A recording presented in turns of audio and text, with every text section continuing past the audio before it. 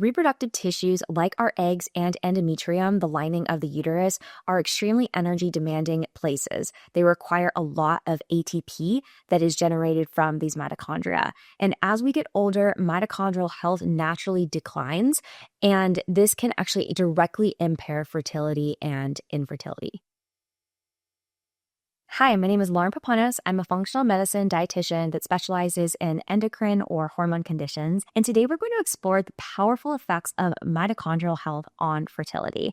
Now, you may have heard of mitochondria before as the powerhouses of our cell, where within our cell we generate energy. But you might not know that these mitochondria play a key role in the fertility process because reproductive tissues like our eggs and endometrium, the lining of the uterus, are extremely energy demanding places. They require a lot of ATP that is generated from these mitochondria. And as we get older, mitochondrial health naturally declines, and this can actually directly impair fertility and infertility. And as we age, mitochondria decline both in number as well as in quality. This is one of the key pieces of fertility. Today, we'll explore some of the key things that you can incorporate to support mitochondrial function and some of the things that we want to look at eliminating from our lifestyle that can actually weaken or impair our mitochondrial health.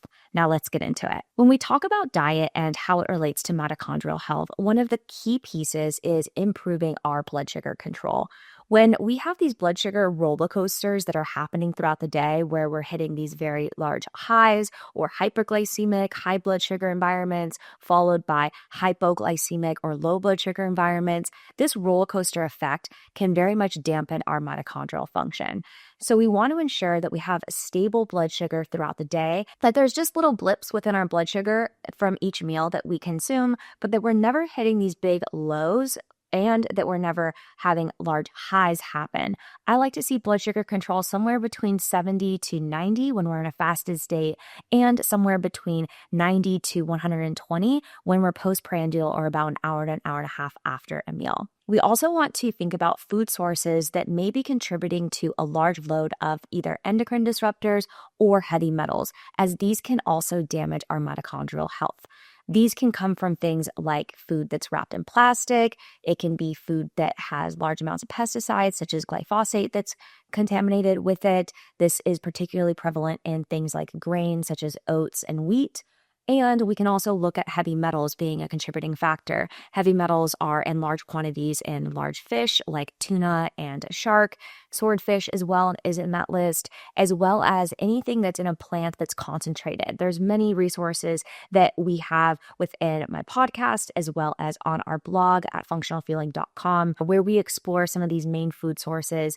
But things like spices and protein powders that are plant-based can be big sources of these heavy metals. There are particular nutrients that are also incredibly supportive for our mitochondrial function. You might have heard of CoQ10 before. Think of CoQ10 as like the gas in our mitochondrial tank.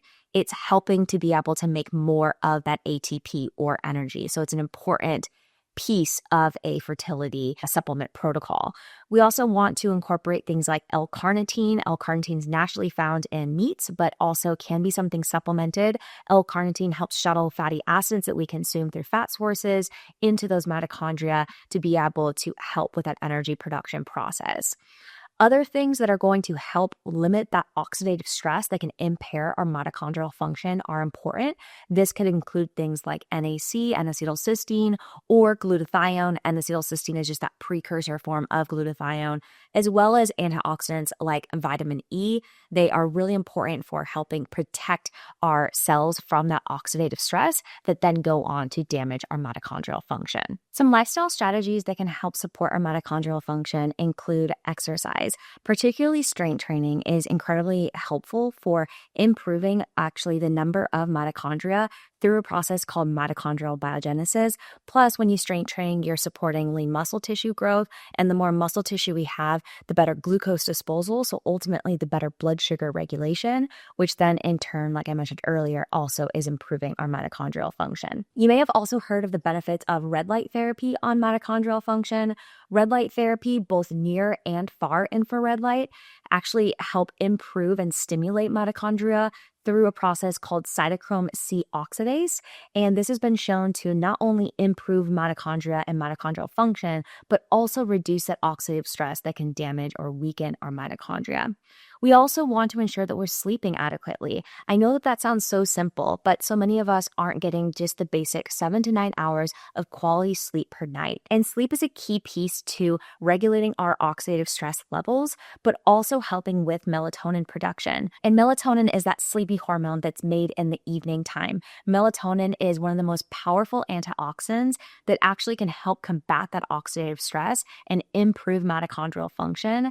However, when we are utilizing electronics, such as we're watching TV or on our phone, or we have really bright lights on in the evening time, that can actually decrease the amount of melatonin that's made. So supporting our circadian rhythms by trying to follow a light schedule in the morning time where we are getting natural sunlight on our eyes within that first hour of waking, and also trying to limit electronic use and keeping a dark environment in the evening hours, about an hour to 2 hours before going to bed, is going to be key to regulating that circadian rhythm that ultimately supports our melatonin production. And finally, as I mentioned earlier, we want to reduce and eliminate those heavy metals and endocrine disruptors that can damage our mitochondrial function.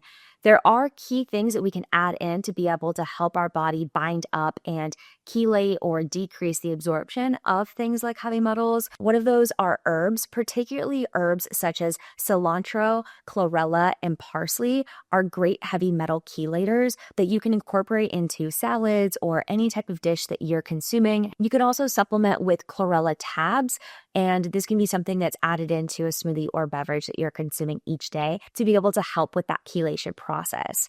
Finally, the use of sauna can be a great tool here as well, as our body excretes these endocrine disruptors and heavy metals through our sweat when we sauna. Infrared sauna can also help with improving that mitochondrial function, similarly to the way that red light therapy improves our mitochondria. If you love this video and want to learn more about the key testing markers that give you insight into your mitochondrial health, check out my hormonal inflammation lab decoder guide. A link to download it for free is below.